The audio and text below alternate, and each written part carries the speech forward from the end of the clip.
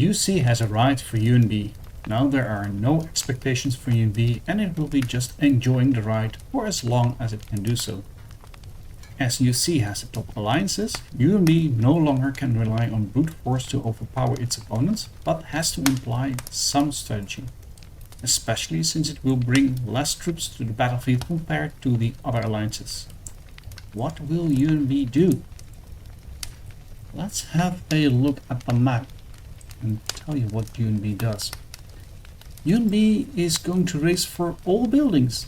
However, it's not focusing on keeping all buildings. It will focus to keep the Temple of the Mother, Castle Rock, the home port and the home outpost. The furthest away of these buildings, Temple of the Mother and Castle Rock, will be filled to the brim. However, the nearby locations, the fort and the outpost, they will be filled maybe till the half with troops. Because this will make the enemy start rallies on these buildings, because they cannot solo them out. And if one of these buildings is under attack, then that particular building will be filled up to the max.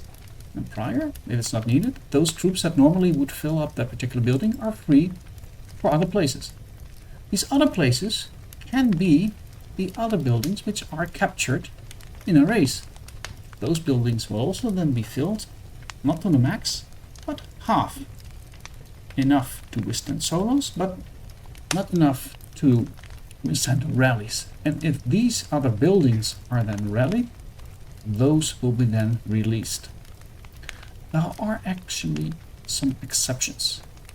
The enemy outpost and the enemy port.